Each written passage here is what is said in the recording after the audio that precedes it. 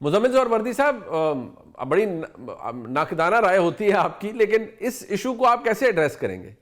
देखिए, तहरीक तहफ़्फ़ुज़ आइन में से तहरीक इंसाफ निकाल दें तो बाकी तो वहाँ कुछ नहीं बचता ना।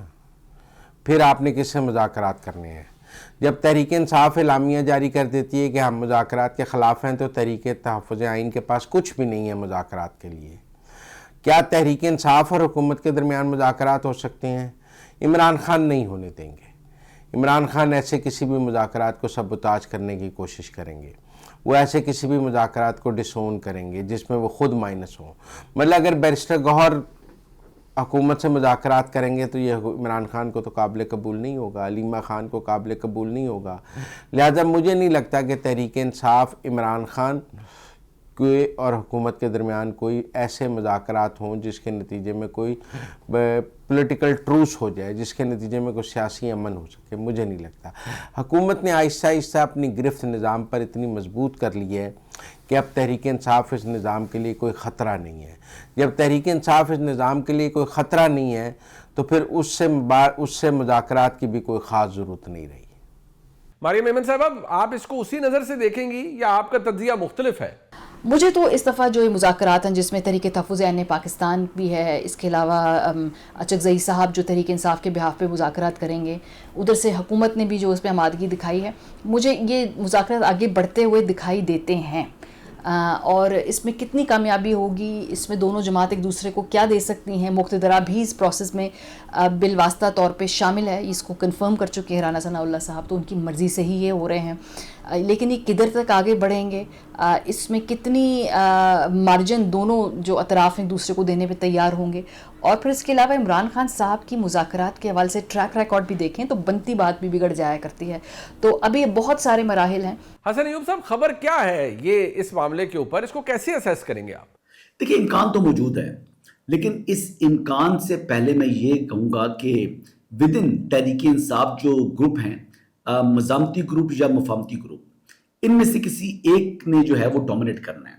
अगर तो मुफाहमती ग्रुप डोमिनेट कर जाता है तो फिर मुज़ाकरात की जो है ना वो इम्कानात रोशन हो जाएंगे, और अगर मज़ामती ग्रुप डोमिनेट कर जाता है तो फिर मुज़ाकरात नहीं होने, और मौजूदा सूरत हाल के अंदर भी मुज़ाकरात नहीं होंगे, क्योंकि गवर्नमेंट इस हवाले से अगर मुज़ाकरात के लिए सिर्फ एक दूसरों की शक्लें देखने के लिए नहीं बैठना चाहती, वो मुज़ाकरात को नतीजा खेज जो है वो चाहती है। हुकूमत ने बड़ी सिंसियरिटी के साथ इनको दावत दी है, प्राइम मिनिस्टर के लेवल से इनको वेलकम किया गया है, जो ये बात कर रहे थे कि मुज़ाकरात करें।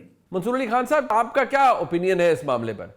मेरे ख्याल में इसका जो बेसिकली जो फेस है महमूद खान चकज़ई साहब और अल्लामा राजा नासिर अब्बास साहब, वो इतने वीक प्लेयर्स हैं इस पूरे इक्वेशन के अंदर कि आप उनको फेस का एक ओहदा तो दे सकते हैं या रुतबा दे सकते हैं, लेकिन अगर आप ये कहें कि वो डिसीजन मेकर्स हैं या वो इमरान खान साहब को जाके कायल कर लेंगे, मेरे ख्याल में तो जब ये दोनों लोग इमरान खान साहब के पास जाएंगे तो इमरान खान साहब इनको कायल कर लेंगे, negative and positive both. So at the end of the day मेरे ख्याल में this is only going to be between Imran Khan and the present government और एस्टैब्लिशमेंट।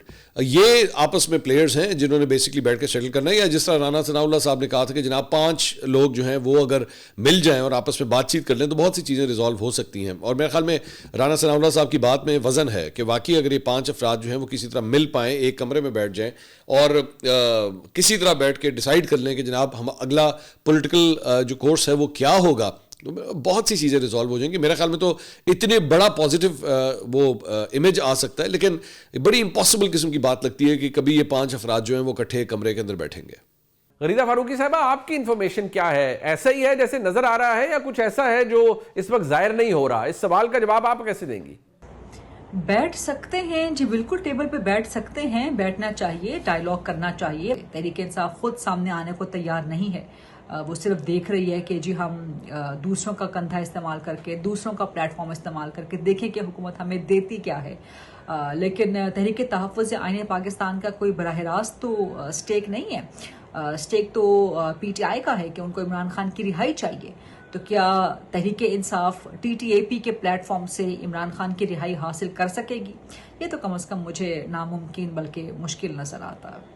क्या पाकिस्तान तहरीक इंसाफ कोई बड़ा एहतजाज कर पाएगी? उन्होंने कह रखा है कि 8 फरवरी को हम पहिया जाम हड़ताल करेंगे, बहुत बड़ा एहतजाज होगा और एक स्ट्रीट मूवमेंट का लहर भी उन्होंने दौड़ाई हुई है। हुकूमत ने जवाब यह दिया है कि जिस तरह का एहतजाज होगा उसको रोकने का तरीका भी वैसा ही होगा। तो क्या कोई मूवमेंट, कोई एहतजाज नजर आता है आप सबको? देखें जी, तहरीके इंसाफ को भी पता है कि एहतजाज करेंगे तो हुकूमत की तरफ से क्रैकडाउन भी होगा। और ये मैं इसलिए कह रहा हूँ कि गुज़िश्ता 2-2.5 सालों को आप देख लें, जब भी एहतजाज होता है हुकूमत की तरफ से क्रैकडाउन भी होता है, बहुत सारे इकदामात उठाए जाते हैं। और तहरीक इंसाफ का ये राइट है कि आइन और कानून के मुताबिक वो पुरअमन एहतजाज करें। और राना सनाउल्लाह साहब के बयान का जो आप जिक्र कर रहे हैं कि आगे से उनको रोका जाएगा, हाँ, अगर कोई आइन और कानून को तोड़ेगा तो फिर ये हुकूमत की जिम्मेदारी है कि हुकूमत उनके खिलाफ एक्शन भी ले। लेकिन मुझे ये लगता है कि जो सोहेल आफरीदी के हवाले से जहन में खाका बना हुआ था या जो नक्शा बना हुआ था, ये समझ रहे थे कि सोहेल आफरीदी आएगा। और पिछले साल ही 26 नवंबर को एक्सपेक्ट किया जा रहा था कि वो सीधा आके डी चौक से टक्कर मारेगा। और मैंने उस वक्त भी ये अर्ज़ किया था कि सोहेल आफरीदी डी चौक नहीं आ रहे, वो ऐसा नहीं करेंगे, वो सियासत करेंगे। इस वक्त जो एहतजाज है वो बड़ा मसला नहीं है। इस वक्त जो एहतजाज के बजाय सोहेल आफरीदी की सियासत है वो हुकूमत के लिए मसला बनी हुई है। वो जगह जगह भी जा रहे हैं। अब उन्होंने कराची जाने की भी अनाउंसमेंट कर दी, उससे पहले वो लाहौर भी गए हैं। फिर जिस तरीके से वो सियासी तौर पे चीज़ों को आगे लेके चल रहे हैं, मेरे ख्याल में वो हुकूमत के लिए बड़ा सरप्राइज़ है। बाकी एहतजाज अगर कोई बड़ा होता है तो जिस तरह मैंने पहले भी अर्ज़ किया था, मुझे ये लगता है कि मार्च अप्रैल के महीने के बाद सूरत हाल वाज़ेह होगी। मंसूर अली खान साहब, क्या ऐसा ही है जैसा नजर आ रहा है या कुछ ऐसा है जो जिसकी खबर किसी को नहीं है और आपको उसकी इंफॉर्मेशन है? मुझे सिर्फ जिस चीज़ का जो शक है ना वो है फटीक फैक्टर का, यानी कि थकावट का, कारकुन की थकावट का। क्योंकि पहले भी कई दफ़ा जो है उनको बुलाया गया। सोहेल आफरीदी साहब जब अभी लाहौर आए थे तो फ्रैंकली स्पीकिंग बहुत ही मतलब मायूस कुन किस्म का शो जो है वो लाहौर के अंदर पाकिस्तान तहरीक इंसाफ ने अरेंज किया था। लोकल लीडरशिप कहीं पे आपको नज़र नहीं आ रही थी, या तो कुछ अंडरग्राउंड है या किसी का इंटरेस्ट नहीं है या वो जेल में है।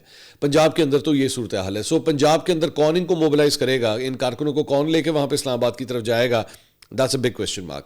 हाँ, पेशावर के अंदर जो भी मतलब ये रेला आएगा अवाम का, या जो भी जो लॉन्ग मार्च होगा, जल्द से जुलूस होंगे, वो सारा कुछ जो है वो आप डिपेंड करेंगे केपी से। ना आप सिंध से कोई बहुत बड़ी तादाद एक्सपेक्ट कीजिएगा, ना आप फिलहाल पंजाब की तरफ से कोई बहुत बड़ी तादाद एक्सपेक्ट कीजिएगा। तो अगर आपने सिर्फ केपी के ऊपर रिलाय करते हुए ही ये एहतजाज करना है, मुझे वो कोई बहुत बड़ा मौसर होता शो जो है वो फिलहाल नज़र नहीं आ रहा। गरीदा फारूकी साहबा, आपकी इंफॉर्मेशन क्या है? देखिए, 8 फरवरी का क्या जिक्र किया जाए। अभी तो जो चीफ मिनिस्टर खैबर पख्तूनख्वा लाहौर गए हुए थे तो वहाँ ना कोई बंदा ना कोई बंदे की ज़ात उनके साथ निकली, सिर्फ चंद लोग निकले लाहौर में। लाहौर का कितने करोड़ की आबादी है, कम से कम लाख, कम से कम हज़ार, 2,000, 3,000, 4,000, 5,000 बंदा तो कम से कम निकल आता। तहरीक इंसाफ अब तमाम उसमें सकत ही बाकी नहीं रही कि अब वो कोई शट डाउन कर सके, कोई हड़ताल कर सके। तो 8 फरवरी तो बहुत दूर की अभी बात है और कोई एहतजाज तहरीक इंसाफ करने में कामयाब नहीं हो सकेगी।